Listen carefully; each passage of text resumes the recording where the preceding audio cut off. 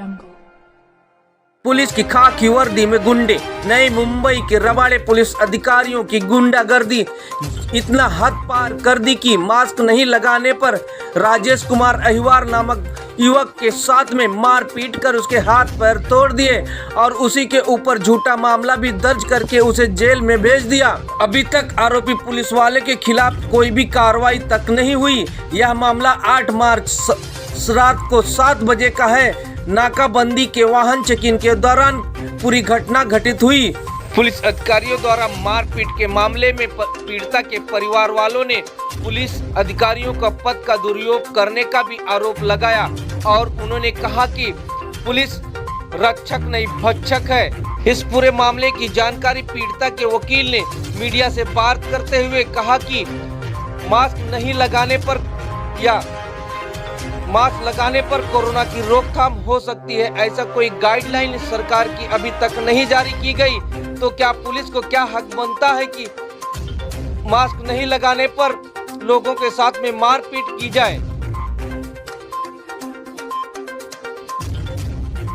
Advocate दर्शन पाटिल है। ये राजेश कुमार अहिरवार के बारे में बताया जाए तो 7 मार्च 2022 को घनसोली से घर आते वक्त उनको एक नाकाबंदी के दरमियान उनको रोका गया रबाले के पुलिस ऑफिसर्स द्वारा।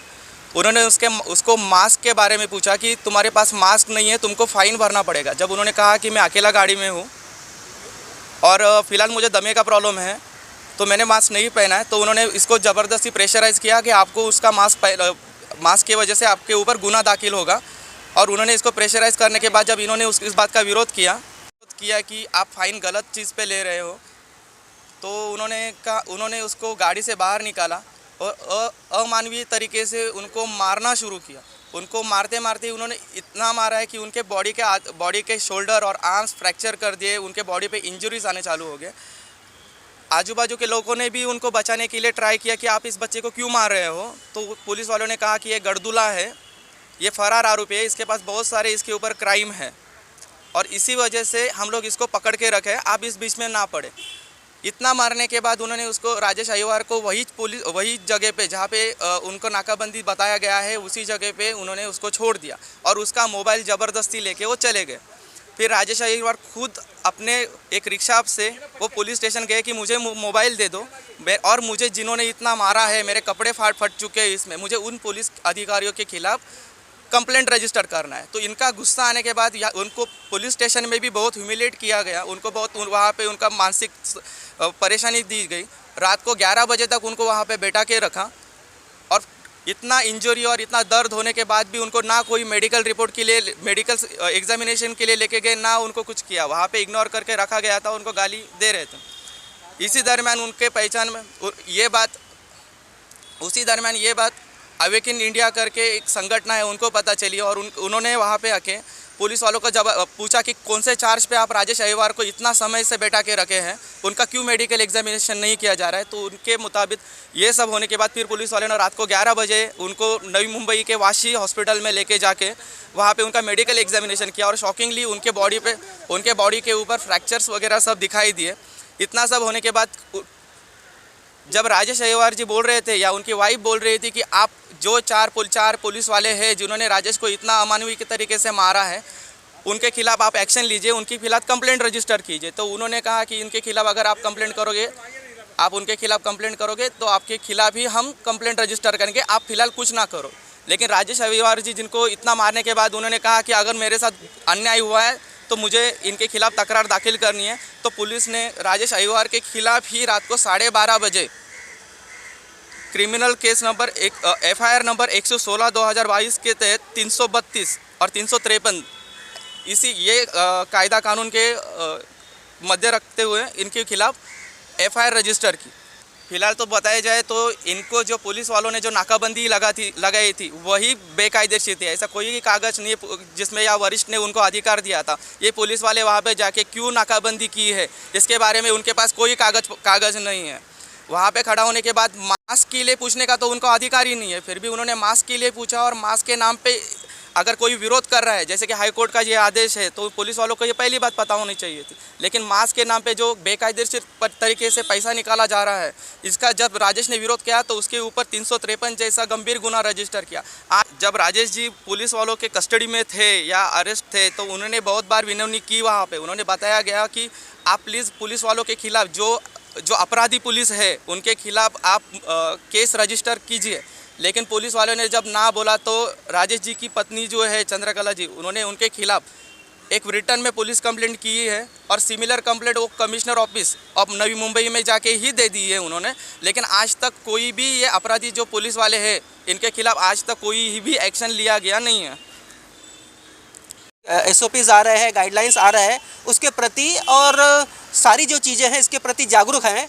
तो उनको ये पता था रबाले के आसपास, घनसोली और रबाले के आसपास में रबाले पुलिस स्टेशन द्वारा कुछ नाकाबंदी की जा रही थी। उस दरमियान हमारे राजेश भाई को पुलिस द्वारा रोका गया और उनको पूछा गया कि आप गाड़ी के अंदर हो, आपने मास्क क्यों नहीं पहना है। तो किसी कारण से उनको रोका नाकाबंदी में। फिर जब रोकने के बाद उनको देखा कि मास्क नहीं है तो उन्होंने मास्क के लिए पूछा। अब अवेकन इंडिया मूवमेंट के साथी ये बहुत अच्छी तरह जानते हैं कि एक स्वस्थ आदमी को मास्क नहीं पहनना चाहिए, और मास्क के बारे में ऐसी कोई स्टडीज़ नहीं आई है कि अगर हमने मास्क लगाया तो कोई कोरोना वायरस की रोकथाम होती है। बिल्कुल नहीं होती है। ये RTI द्वारा हमारे पास पूरे प्रमाण भी हैं जो कि वो जानते थे। इसलिए उन्होंने कहा कि देखिए, एक तो मैं स्वस्थ हूँ और अगर मैं मास्क लगाता हूँ तो मुझे दमा होता है, मेरा ऑक्सीजन सैचुरेशन कम होता है। तो इस वजह से कि पुलिस वालों को लगा कि भाई ये तो हमारे भी कायदे से आगे बोल रहा है। और ये हो रहा है कि महाराष्ट्र पुलिस का एक स्लोगन है जिसको मैं अब उल्टा करना चाहूँगा।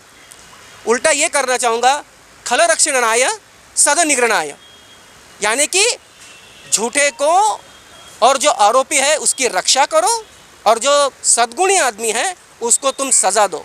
यही हुआ इनके केस में। क्या हुआ है, जब इन्होंने उनके साथ बात की तो पुलिस वालों ने उनका फ़ोटो खींचने की कोशिश की। अब एक जागरूक नागरिक जो संविधान पर विश्वास करता है, हमारी भारत की न्याय व्यवस्था पर विश्वास करता है, उसको सारी कानून की जानकारियाँ थोड़ी बहुत हैं, तो वो अपने हक के लिए बोल ही सकता है। आपने मेरे मर्ज़ी के बगैर, मैंने कोई ऐसा नियम नहीं तोड़ा है, मैंने कोई ऐसा कानून नहीं तोड़ा है। आपने मेरी तस्वीरें ली हैं, हो सकता है आप कहीं पर भी लगा सकते हो, जैसे कि मैं आपने बाद में बताऊंगा। तो इन्होंने भी अपना मोबाइल लेकर उनकी भी तस्वीरें निकालने की कोशिश की। अब पुलिस को गुस्सा आया और पुलिस ने इसी ईगो के चक्कर में 4 पुलिस वालों ने उनके साथ बहुत ही बेरहमी से उनके साथ मार पिटाई की और अधमरा करके उनको छोड़ने की कोशिश की, उनको मोबाइल छीन लिया। इसी दरमियान आसपास के जो लोग देखने वाले थे, जो आई विटनेस हैं, उन्होंने कहा कि ये सारी घटना होते हुए हमने देखी है। और जब पुलिस से पूछा गया कि बताइए कि आप इनको क्यों मार रहे हो भाई, तो पुलिस अन्य लोगों को बिखरने के लिए या भगाने के लिए कह रही है कि ये तो भाई गर्दुल्ला है और इसके ऊपर बहुत सारे चार्जेस है, ये फरारी है और आज हमें मिला है, तो आप अपना काम कीजिए। यानी कि पुलिस को जो अधिकार है इसका ये दुरुपयोग कर रहे हैं। और इसी दुरुपयोग की वजह से कई लोग जो हैं कहते हैं कि छोड़ो, हो सकता है पुलिस को ज़्यादा जानकारी